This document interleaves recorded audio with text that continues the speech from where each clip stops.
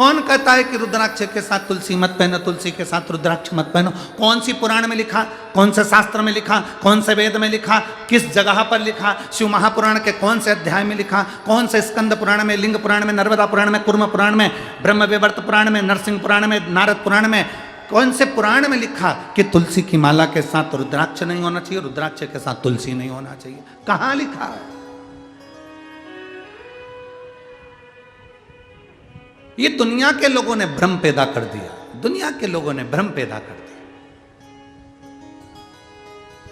तुलसी के साथ रुद्राक्ष मत पहनना, रुद्राक्ष के साथ तुलसी मत पहनना।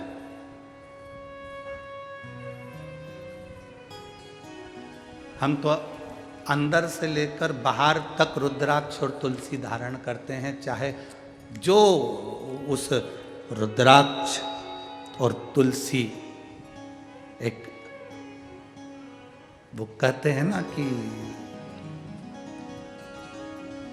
भगवान को भोग लगाओ ना तो उसमें तुलसी का दल डालना जरूरी है। बिना तुलसी के भगवान भोग स्वीकार करते हैं क्या? जम के बोलो जरा। नहीं, जब बिना तुलसी के भगवान भोग स्वीकार नहीं करते तो तुम्हारे तन पर तुलसी की माला नहीं होगी मरते समय, तो तुम्हें स्वीकार करेगा? करेगा नहीं। और जब तुम्हारे गले में एक रुद्राक्ष पड़ा होगा, जब तुम्हारे गले में एक रुद्राक्ष की माला होगी या रुद्राक्ष पड़ा होगा, तो बैकुंठ तुम जाओगे तो तुम्हें महादेव अपने नंदी पर बिठाकर अपने साथ लेकर बैकुंठ तक जाते हैं। केवल ऐसे ही पैदल चलकर बैकुंठ नहीं चले जाओगे, तुम्हें महादेव नंदी पर बिठाकर, नरसिंह भगत की कथा आती है लेकर गए, नामदेव जी की कथा आती है, औंडा नागनाथ में भगवान शंकर नामदेव जी के लिए प्रकट होकर उनके गले में रुद्राक्ष डालकर गए। पंडरनाथ की कथा आती है, जब देवाधिदेव महादेव मिलने के लिए हरि विठ्ठल से आए तो भगवान शंकर ने देखा, भगवान नारायण ने देखा, हरि विठ्ठल ने देखा। पहला जिसने वारी करी वो पहला वार करी थे भगवान शंकर। जब दरवाजे पर आए तो शिव जी प्रसन्न, भगवान नारायण प्रसन्न थे। उन्होंने अपने गले की तुलसी की माला निकालकर स्वयं शंकर भगवान के गले में डाल दी।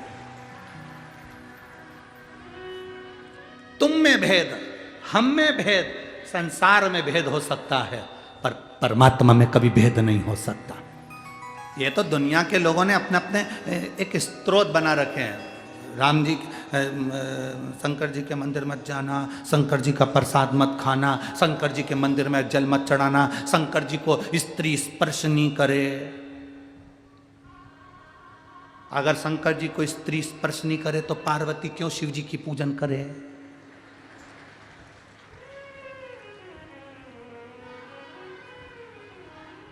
क्यों?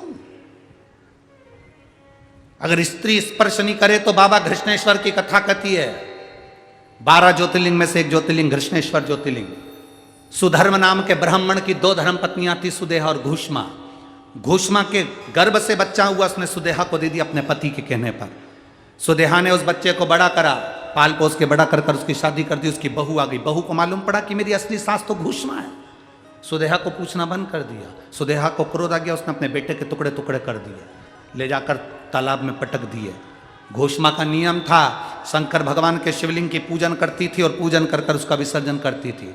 अगर स्त्री नारी शंकर के शिवलिंग का स्पर्श नहीं कर सकती तो फिर घोषमा ने कैसे शंकर जी की पूजन कर ली और स्पर्श कर कर पूजन कर कर विसर्जन करके आई। जो विसर्जन करा, शंकर जी से कहा मेरा बेटा बहुत दिन से नहीं देखा, बाबा कृपा करो।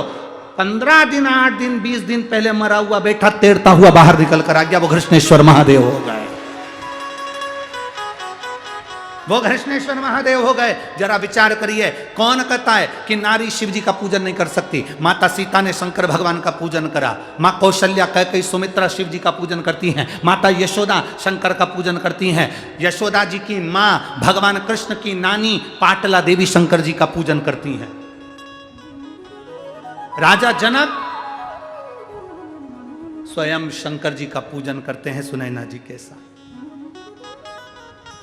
शिव आराधना हमारे जीवन का एक आनंद है।